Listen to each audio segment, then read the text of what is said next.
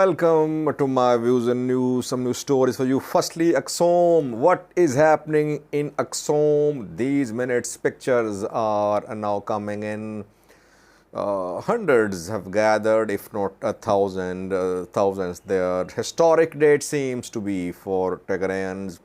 Tigrayans think it's a historic day, Tigrayan Orthodox followers. Secondly, how is Serekeberhan, the priest deported from Ethiopia, received in Australia?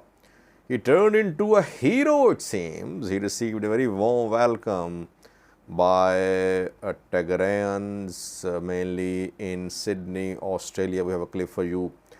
Thirdly, Fano is in need of doctors, medical professionals. Fano issued a statement last night. Does it mean that Fano fighters have been wounded in large numbers and Fano is finding it difficult to continue its struggle?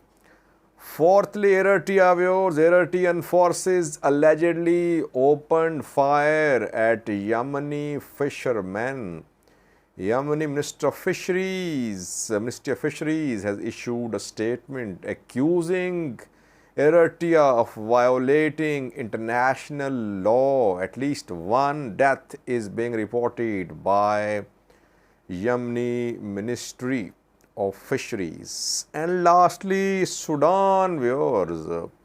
Sudanese military has returned for talks to Jeddah. Very interesting development because we know that on the ground RSF are in a better position, consolidating their gains. They are now in a position that they can decide whether to be part of talks or not. Sudanese military representatives have arrived in Jeddah, reported. Does it mean that military is under pressure? It is now in a position that it could lose more ground in Khartoum and surrounding areas. Firstly, viewers, Aksum, historic day for Tigray Orthodox Church. If 10 bishops are appointed. Pictures are coming in from Aksum, live pictures received just a few minutes ago.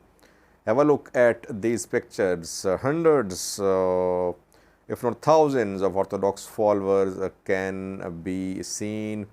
Archbishops have arrived at the monastery too, and election is beginning reportedly. So the first news is that election is beginning. Election could not be postponed or cancelled because that is what was being demanded by the main church. It wanted Gata Choreda, PM Abiy and regional federal officials to intervene to stop the election. So it means no one intervened directly, at least. That is why election began just a few minutes ago, reportedly, or it is beginning, you can say. We could not receive any pictures from inside, but mostly those who are there, they are saying that election is beginning. So church's attempts to cancel the election, to postpone the election, failed. Now we'll see if election is completed or not, if appointees are announced or not. Who are going to be appointees? To which diocese will they be appointed?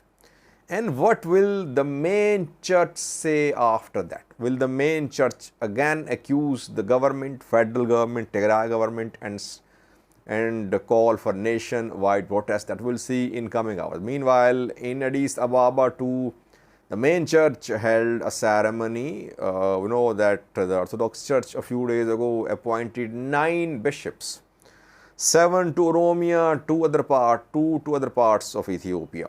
Today, formally, the Patriarch approved the nomination. The 9 bishops are now officially appointees. They are now being blessed by the patriarch, and they are going to depart for their diocese. Will they be allowed to take charge in their respective dioceses? That we'll see in coming hours, because we know that some dioceses in Oromia spoke against these new appointments. They said that they wanted their 25 bishops appointed by the trio of archbishops a few months ago. So will these 9 bishops be able to assume charge? That will monitor and update you. So far all eyes are on Axum, what is going to happen there, and then what is going to be the aftermath, the reaction of this election, which is starting in Aksum city these minutes reportedly. Secondly, viewers, Serekeberhan has turned into a hero. The priest who arrived in Addis Ababa by air landed at Bole Airport on Wednesday. He wanted to travel to Mekelle, reportedly to attend this Axum election of bishops, though he was saying he wanted to travel to Tigray to meet Tigrayans wounded in the war, and he wanted to distribute aid. That is what he said. But Ethiopian Orthodox Church, Ethiopian government did not allow him to travel to Mekelle. He was stopped in Addis Ababa at the airport. For 2 days, he remained detained at the airport. No one spoke. The Tigray interim government remained silent. Then he was deported from Addis Ababa to Sydney through India. And after his deportation, Tigray interim government got up and it issued a statement saying it was a violation of basic human rights and violation of Pretoria deal, and that Tigrayans are being mistreated in Ethiopia. Serekeberhan was very warmly welcomed by Tigrayans when he arrived in Sydney. Hundreds gathered at the airport to welcome him, and he showed perseverance as well in Addis Ababa. He was told to go to Addis Ababa from the airport, but he said that he wanted to go to Mekelle. For 2 days he was kept in detention at the airport, but he refused to give in. And then by force he was deported, obviously, to India and then to Sydney, Australia.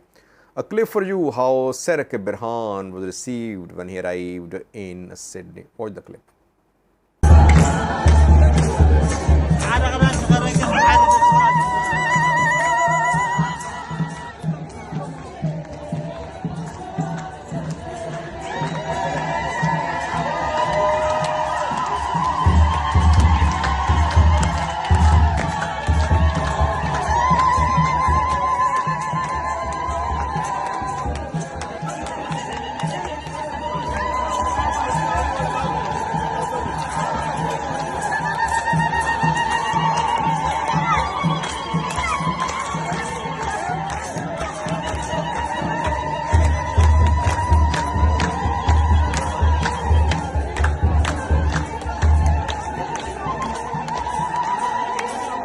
Thirdly, viewers, the Fano fighters are in need of doctors, medical professionals. East Amhara Fano issued a statement last night. East Amhara Fano, led by Mere Wodajo, spoke last night. It asked doctors and medical professionals to join the Fano struggle. It means the Fano struggle, Fano movement does not have representation from all walks of life. Educated youth, trained, skilled youth, are they going to join Fano? If skilled, educated youths start joining Fano, Fano can turn into a formidable force. So far, Fano lacks the people with technical skills. That is why Fano called for doctors and medical professionals to join its struggle. And can we say that a large number of Fano fighters have been injured? That is why Fano fighters are dying. They've been injured too. If police and Ethiopian National Defense Force members are dying, obviously Fano fighters are dying too. They are wounded too, and in most cases it is difficult to take Fano fighters who are wounded to hospitals, because if they are taken to hospitals, obviously they will be arrested. So you need a sort of medical corps, like all armies have medical corps, engineering corps, which are foundations of army, because without engineering corps, without medical corps, obviously armies cannot fight wars, and other corps too. But these corps are very important, especially during times of war. We cannot say there is war in Amhara, but a limited insurgency is starting. And if Fano wants to pursue a long struggle, obviously it will need doctors, it will need people from other walks of life to join its struggle. Ola has people who have these skills, who are teachers, who are engineers, who are doctors too. And we have seen injured Ola fighters, injured ENDF POWs being treated by Ola medical professionals.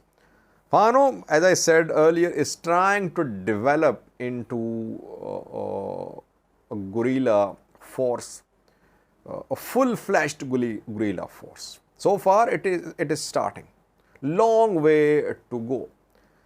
Let's see, will doctors, medical professionals join Fano struggle? We'll see in coming hours, coming days rather.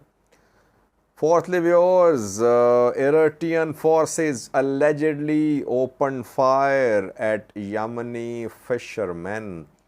Yemen and Eritrea have fought in the past over some islands. They have territorial waters dispute too, and Yemeni fishermen are frequently arrested by Eritrean forces. Some are in Eritrean prisons. Later they are released too, and their boats are confiscated too by Eritrean forces. Eritrean forces say that Yemeni fishermen violate Eritrean territorial waters. They try to carry out fishing activities in Eritrean waters. Eritrean forces are patrolling its territorial waters. We don't know about Yemeni forces. Are they patrolling their area or not? Because there are so many problems in Yemen. Yemen saw a devastating civil war which started 7 to 8 years ago. It has been devastated.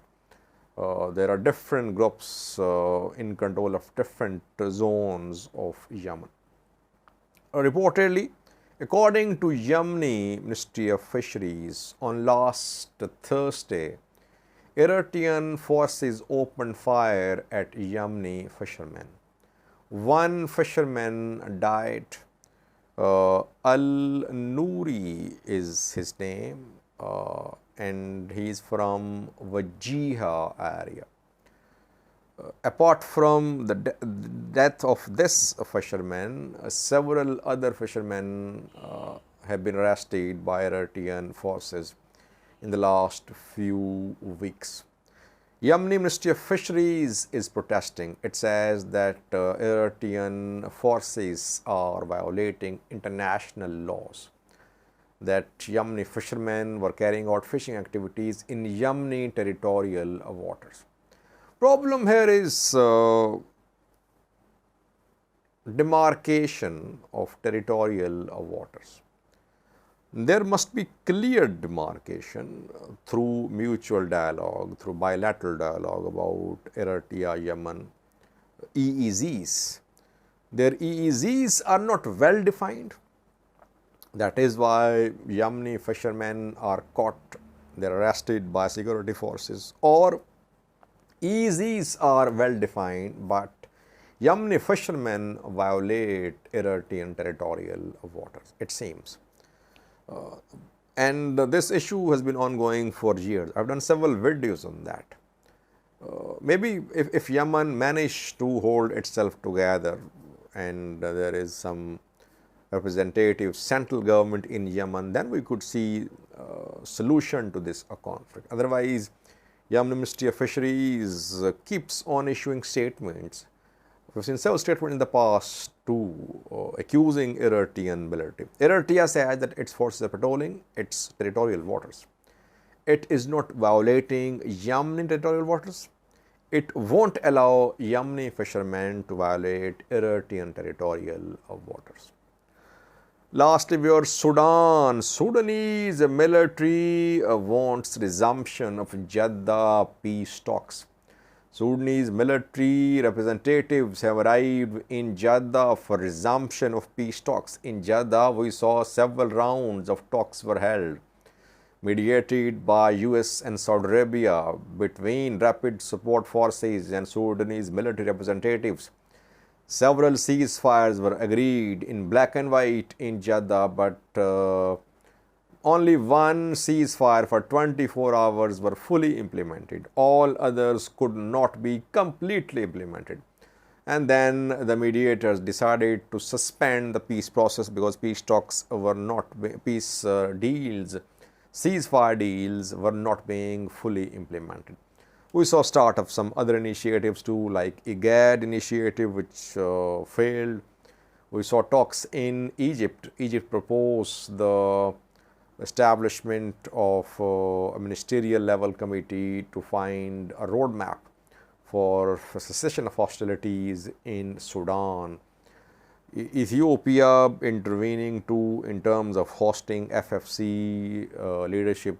Chad trying to play a role too. Chad hosted Sudanese military commanders, armed factions commanders a few days ago. It seems that Sudanese military is under pressure and it has decided to rejoin Jeddah peace talks because it knows that on the ground RSF has leverage, it has momentum on its side, and if this war goes on, Sudanese military could lose more ground. If there is no foreign intervention in support of Sudanese military.